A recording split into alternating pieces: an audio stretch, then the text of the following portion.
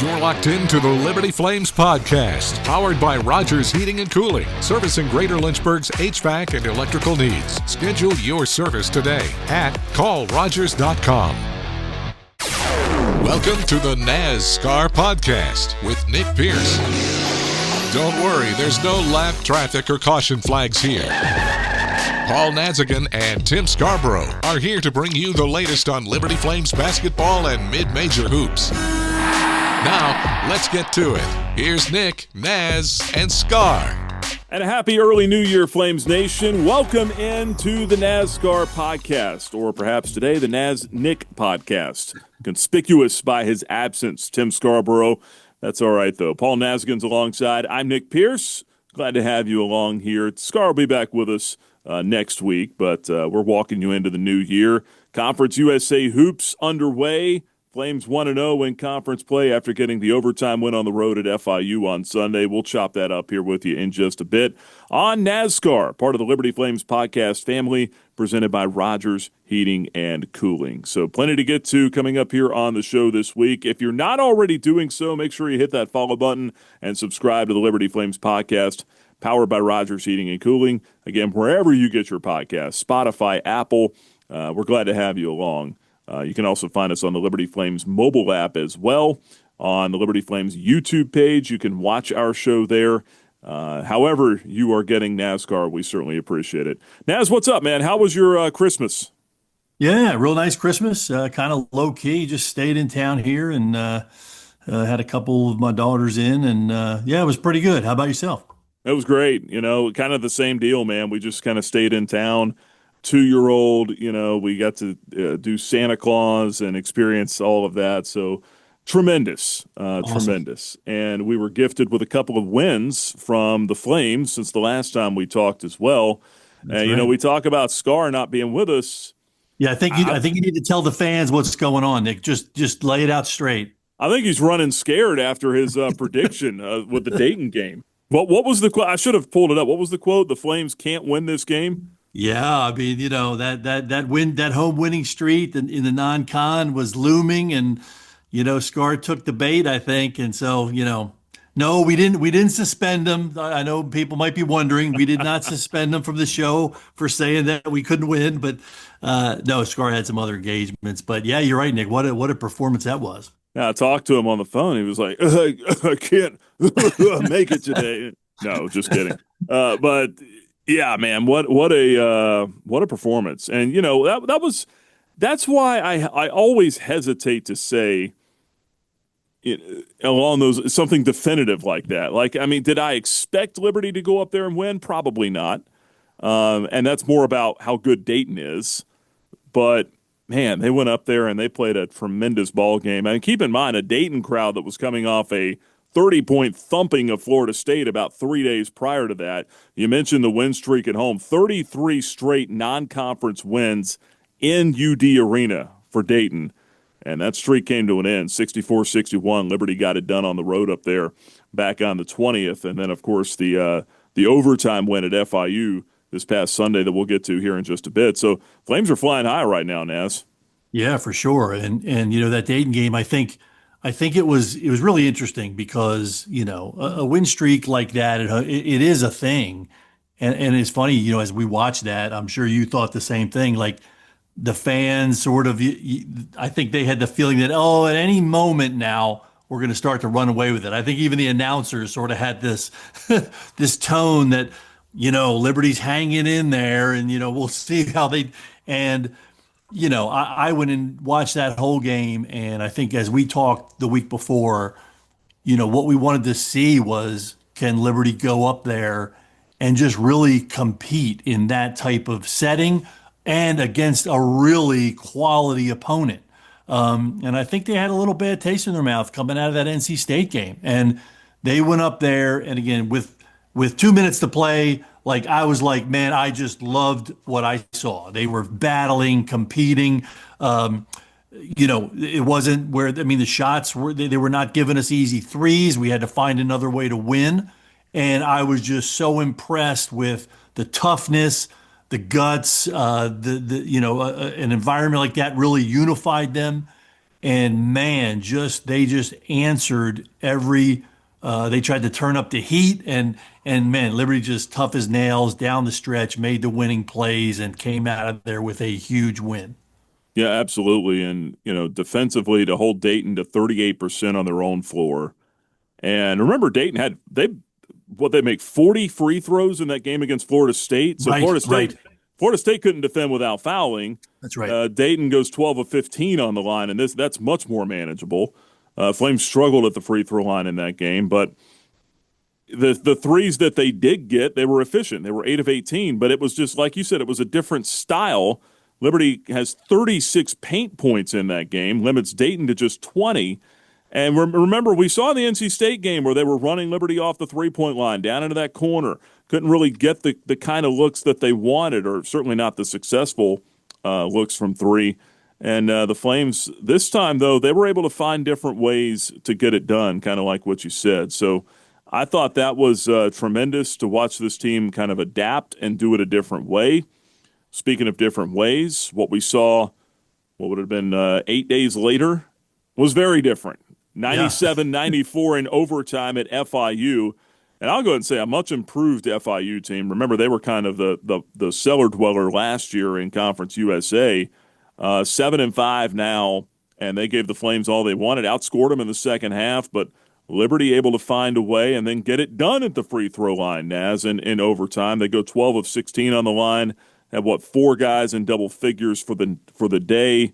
Brett Decker Jr. with 27, 29, something like that.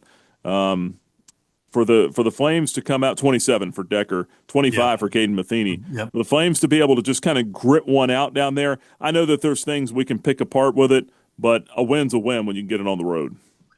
Yeah, and you read my mind on that initial comment because I was going to say the same thing. Like before we talk about Liberty, like what a vastly improved FIU team. And it's funny when we did the Conference USA pre-show and we talked with Coach Ballard and it was very interesting because he said, yeah, we do have a completely new roster, and we got some size. He said we need.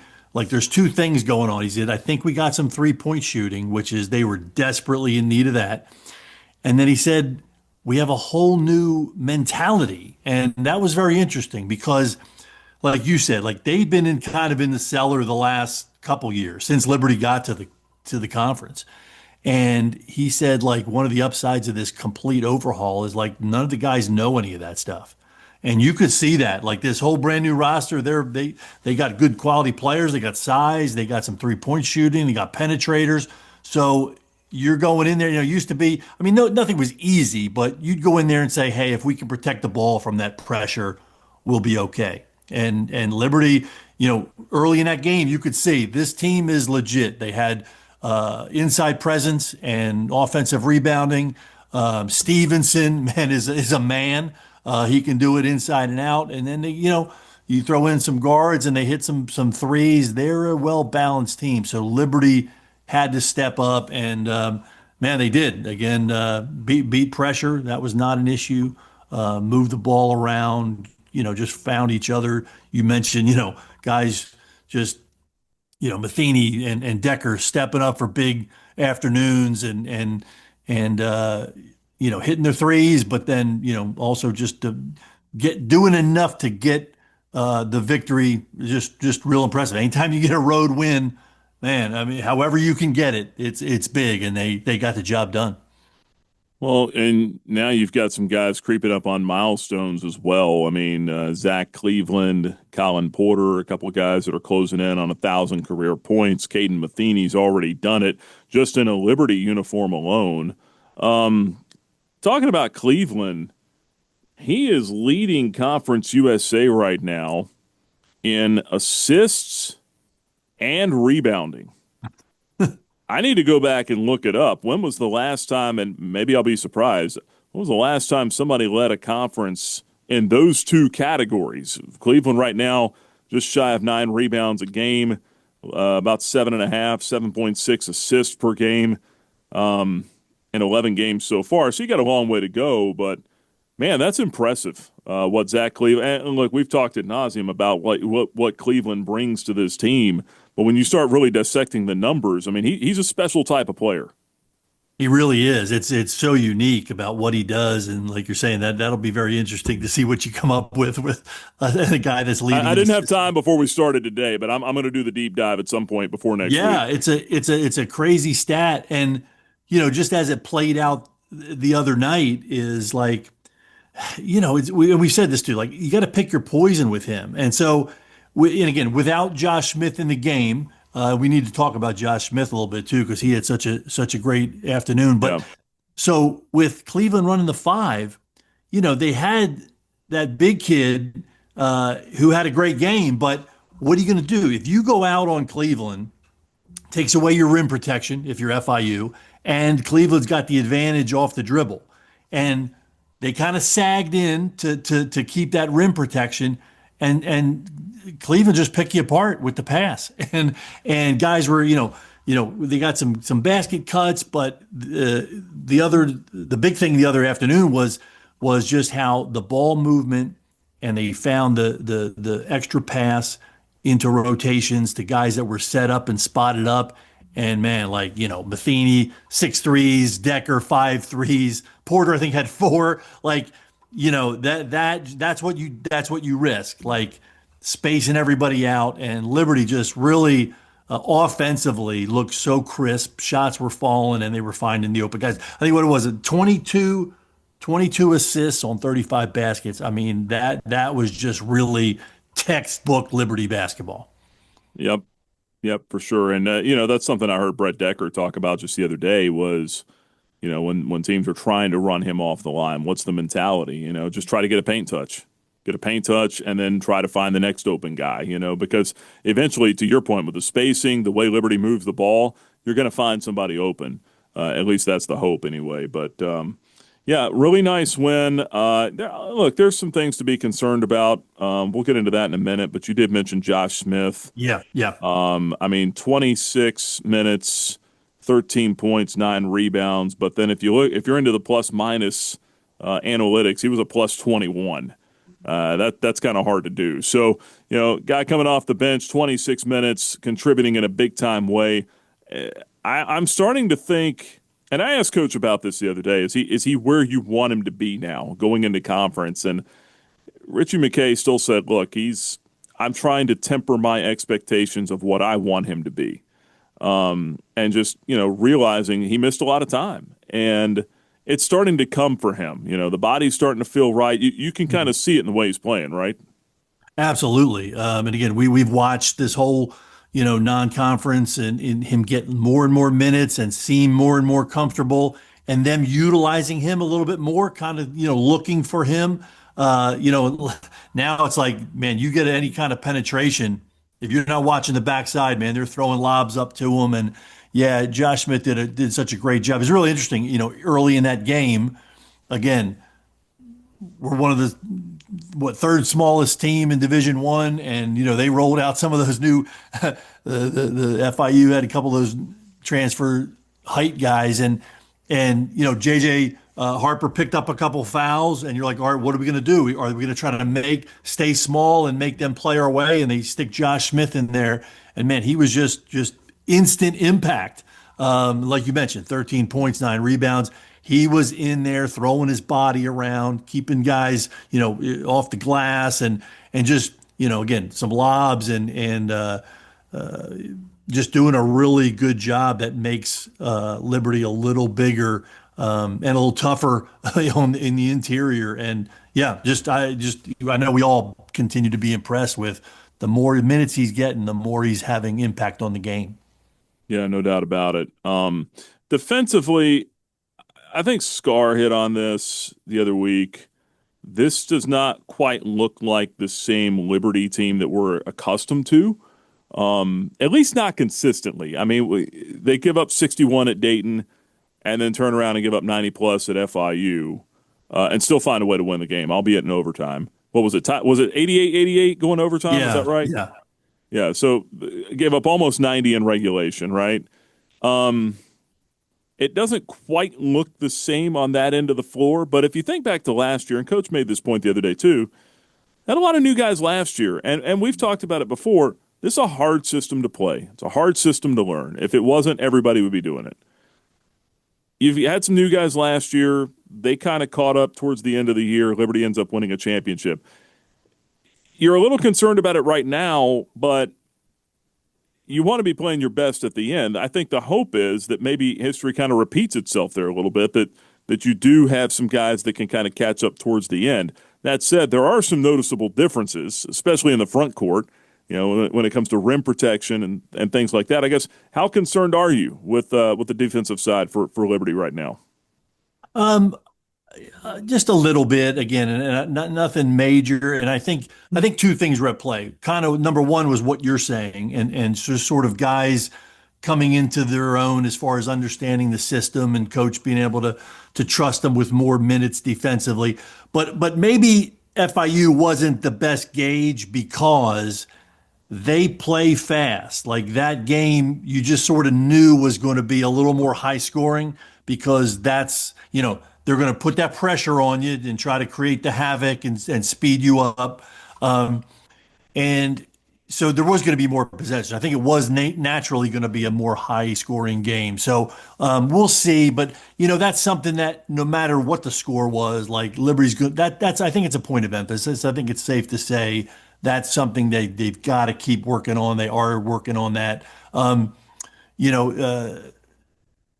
other thing is there was a time when the teams that would try to press and speed the game up, where Liberty would do the opposite of that and say, all right, we're going to purposely slow it down, get less possessions.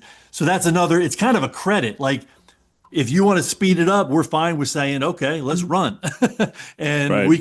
we got scorers and we'll play that game too. So, maybe that's like, hey, you don't necessarily have to just say, we don't want to get it up out of the 60s or low 70s. So it's a little bit of a credit, but you got to keep, they got to keep working on it. The other thing, Nick, and share your thoughts, but like, I know we've talked about this is, the offensive glass, they I think they have 20 offensive rebounds. And, you come out of there with a win, even giving up that many. And I think it was 25 second chance points off of those. So that's something that, again, I know it's a point of emphasis already, but being a little undersized every game, that's got to be a priority.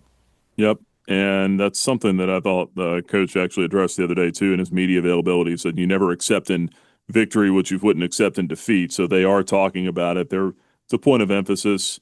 There's different. I think I said this last week or whenever the last time was we did a show, maybe 2 weeks ago. Christmas has me a little foggy. But there's just guys, I think, with different skill sets in that front court. Sure, Zach Cleveland's back, but it's, an Aquino, even an Enan, that's where having an Isaiah Enan would have been so helpful because he is a rim protector. It gives you some other things too on the offensive end, but it is what it is. And, one thing about this team and watching that Dayton game, and we talked about finding different ways, they can morph into what they need to be. And I think that this team is, they're well coached, they're experienced, they're going to figure it out. And look, I mean, if they lose 4, 5, 6 games in conference, it ain't the end of the world. I mean, I can tell you that this is going to be a fight just about every night. If Liberty's able to win both games coming up, and we'll talk about the games here this weekend in a minute. Yep.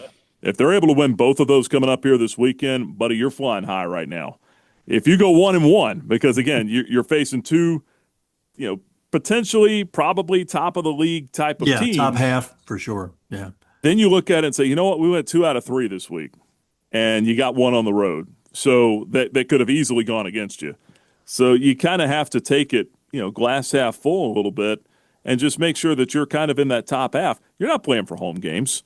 Everyone's wearing different color jerseys in Huntsville. Everybody's playing on the same floor at the end of the year. You want to have a good seed. You want to feel good about yourself going in.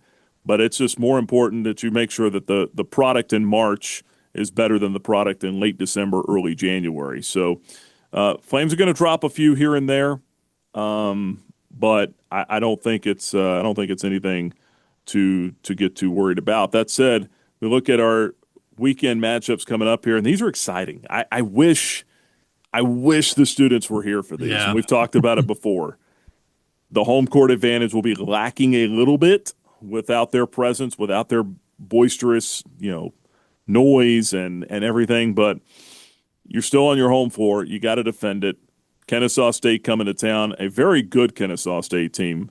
Naz, we talked about them a minute ago. Yeah. They hung with Alabama. They were down 26 at halftime against 16th ranked Alabama back on the 21st. That was the last time Kennesaw State played. They ended up outscoring them in the second half. They lost the game 92-81. Simeon Cottle, their conference leading scorer, actually had 20 points in that game. That's about what he's averaging, right around 19 or 20. Yeah, 19 You've plus, got the top two scorers in Conference USA in this game on Friday night at Liberty Arena. Cottle averaging 19 plus. Brett Decker Jr. averaging about 18.6 a game. I don't know if any of us saw that coming. I think we knew he'd be good. I don't know that we knew he would be almost leading the league in scoring good. Right.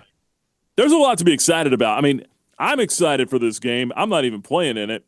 I know that there's just got to be a little bit of a vibe, a different kind of feeling going into this one, right? It is, not only for this year, but again, like the history with Kennesaw State, dating back to the ASUN conference, and even last year in that semifinal game down in Huntsville was an absolute war.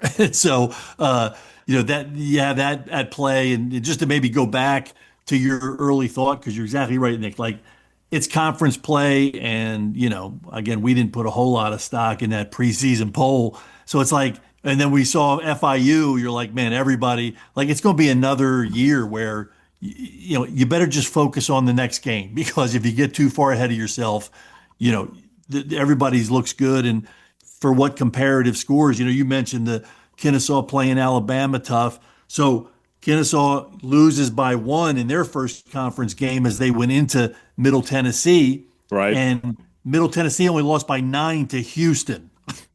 So it's like, these are good teams, and it's going to be a tough conference schedule. And again, just the next up is Kennesaw, but the history and just the quality of them, they've got that core back of Cottle. You mentioned him with scoring. Braden Liu, I think, is in the top 20 in the conference in scoring, a guy that's experienced and can really hit the glass. And like they're the leading offensive scoring team in the conference, and not too bad from 3 as well. I think it's just going to be a battle. They want to play us and kind of take us out of our game. We got to be ready for them and make it uncomfortable for them. I'm with you. I wish the environment was a little better, especially because this one's going to be on the CBS, or it's going to be done by CBS. They obviously knew it was going to be a kind of a marquee matchup.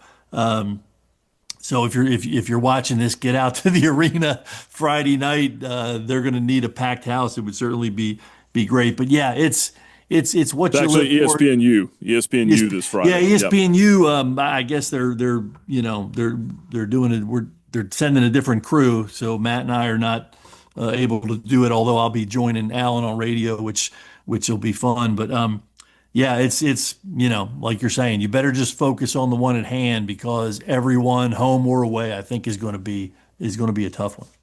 You got ESPNU this Friday, ESPN Plus on Sunday against Jacksonville State, and then Louisiana Tech on the road January 8th on CBS Sports Network. So a couple of opportunities on national TV to watch this team play coming up here. Kennesaw State, you mentioned it, leading Conference USA in scoring offense right now. They've already been in triple digits 4 different times this year. It's a team averaging 93.3 points per game. Liberty actually averaging 81.5 points per game, 5th in the league right now. Flames 4th in the conference in scoring defense. You talk about 3-point shooting. Liberty right now leading the conference in percentage at 41%. Total threes made, I think they might lead in that department as well. Yeah, 141 for the Flames. Kennesaw State, I mean, Cottle can fill it up. I think he's one of the top 3-point shooters in the league as well. Rebounding, though, Kennesaw State definitely has the advantage there. Liberty right now -1 on the glass, -1.5 on the glass. Kennesaw State +11. So that's something to keep an eye on. And you can't let them get out in transition and run either. That's the other thing, right? I mean, Scar's seen him before. He's talked about this with Kennesaw State. They're athletic, and the best way you keep them out of transition, you got to get quality shots, and you got to knock down the majority of them, right? Yeah, for sure. And you kind of already alluded to some of the keys, but if you got a couple game keys, like number one, like Simeon Cottle's a guy that you could almost make him his own game key. Like it's got to be a 40-minute effort. He's going to score, but it's one of those situations where you just keep making his night difficult. Nothing easy. He's going to get himself to the free throw line. He's very creative and shifty and things like that. You just can't get discouraged.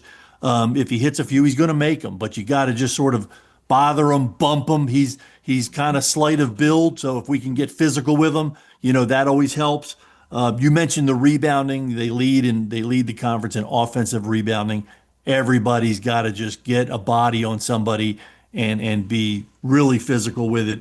And then, transition you mentioned, I would say even on the half court, like what they like to do is their coach just gives them freedom to just sort of create. And they recruit to that. They'll move the ball around and run a little action, but then they got guys that can really go create their shots. It's very different. Liberty is looking to, do something to create a shot for someone else, for a teammate, an extra pass or a cut. Whereas, they'll run some stuff and then they got guys that can really go off the dribble, kind of some one-on-one stuff. So we got to be ready to guard the dribble and maybe come over and help a little bit too. So, two different styles. Both teams do their style really well, and it should be exciting. And man, every possession I think is going to count. Yeah, contrasting. Both teams can fill it up, but they do it different ways. So Exactly. it's interesting. And then I think Sunday, not to look too far ahead, but that Jacksonville State game Sunday afternoon at 2:00 at Liberty Arena, that's going to be a little bit of a different style too, because Jacksonville State, second in the league in scoring defense, giving up 63.5 points per game. They might try to muck the game up a little bit. Not sure. I think that Sunday game could look a lot different than the Saturday game, or the Friday game. And then you got to remember, though, with Jack State as well, they got Mustafa, who's playing really well right now, averaging 18.5 points per game, fifth in the league in rebounding as well. I mean, he's going to be a real problem for him on Sunday, too. I mean, you've seen a little bit of Jack State, too. I mean, it's going to be a different style than what we see on Friday, right? Yeah, same thing. They like to do it a little differently, and it seems like, I don't know, Jack State just seems to always play us really tough, and again, we kind of joked at the beginning, like, hey, are they gonna they've had the leading conference score the last 2 years, and we joked with Coach Harper in the pre-show, hey, are you gonna do it a third time? And they kind of laughed it off, but Mustafa here, Mutauakil, I think. Yeah, I wasn't even going to try it. It's Mustafa. I've been practicing because we got to say it at least once. But then, he's the third leading scorer, as you mentioned, Nick. So it's like they kind of have, lightning has struck again for them. They got a go-to guy, and it's interesting. He's, big kid and can play a little bit facing the basket, a little bit back to the basket. So you're right. It'll be a different style. But again, just another battle with some teams that, again, we have some history with Jack State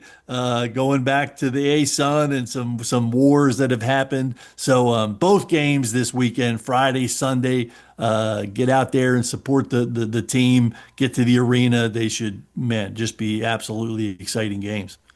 That's what we should do. We should have a contest for whoever can pronounce Mustafa's first name correctly to see. I don't know what we'd give away. Maybe a couple years ago we did an all-name team, all-conference, all-name team. We'll have to see if we might do that again.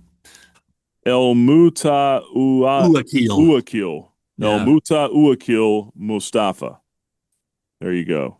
El Mutauakil Mustafa. This, by the way, when I have a game to call, This is what I do in my hotel room the night before. Yeah, just sit there and just rattle off I tick the guy off in the room next door to me. You can hear it, late into the night. But no, I got it.